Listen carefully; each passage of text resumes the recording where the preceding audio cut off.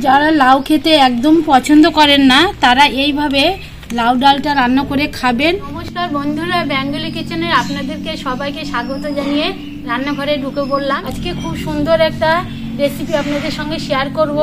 এই লাউ নিয়ে এসেছি, এই লাউ দিয়ে মুগ ডাল খুব সহজভাবে আপনাদের করে দেখাবো।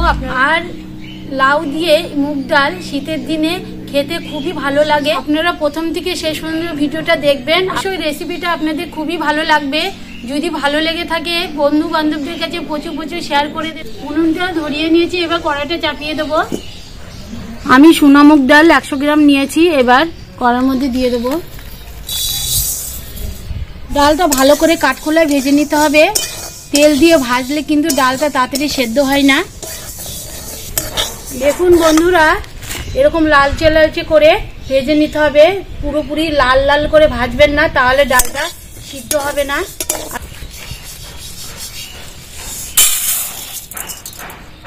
কড়াইতে এবার জল দিয়ে দেবো,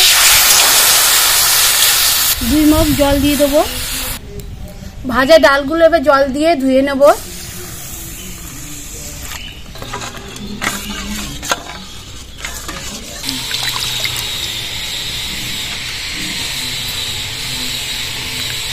কিছুটা গরম জল আমি তুলে রাখবো। ধোয়া ডালটা এবার কড়াইতে দিয়ে দেবো।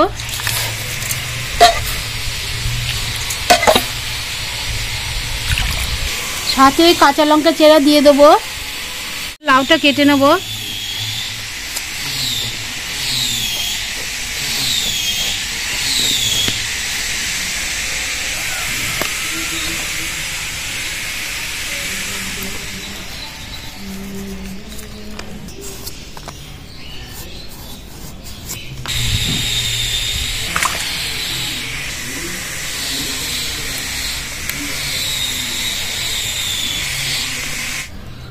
লাউটা ছুলে নিয়েছি, এবার কাটার আগে জল দিয়ে ভালো করে ধুয়ে নেব। লাউ থেকে এমনি জল বেরোয়, তার জন্য কাটার আগে ধুয়ে নিতে হয় ভালো করে, তাহলে জলটা কম বেরোয়। এবার ছোট্ট ছোট্ট টুকরো করে কেটে নেব।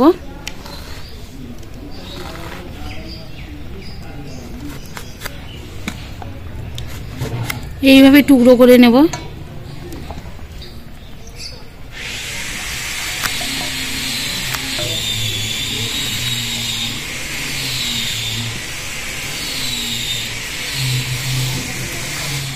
টুকরো করা লাউগুলো ডালের মধ্যে দিয়ে দেবো।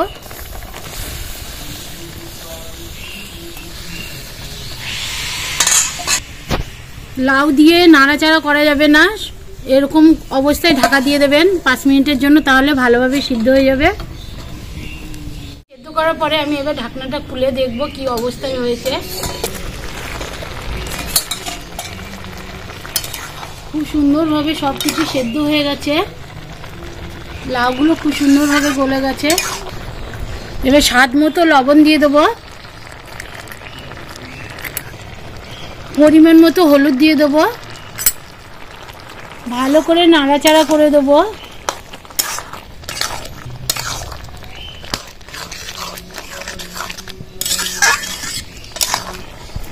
গরম জল কিছুটা দিয়ে দেবো, দিয়ে একটু ফুটিয়ে নেব।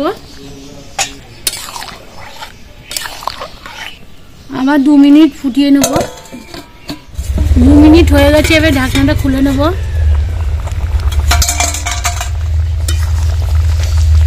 একটু নাড়াচাড়া করে দেব।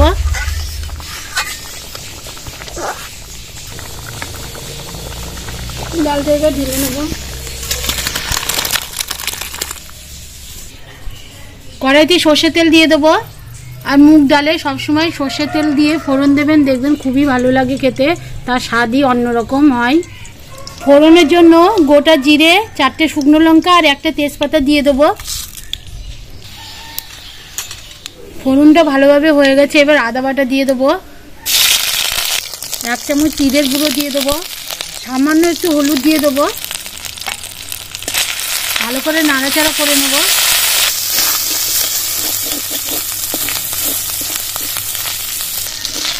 মশলাটা ভালোভাবে ভেজে নিয়েছি, এবার ডালটা ঢেলে দেবো।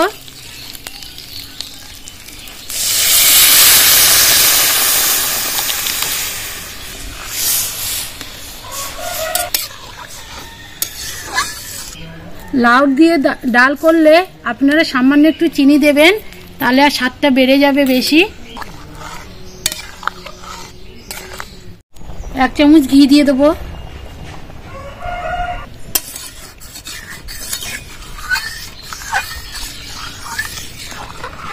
বন্ধুরা, ডালটার কালারটা কত সুন্দর হয়েছে, দেখেই লোভ লাগছে।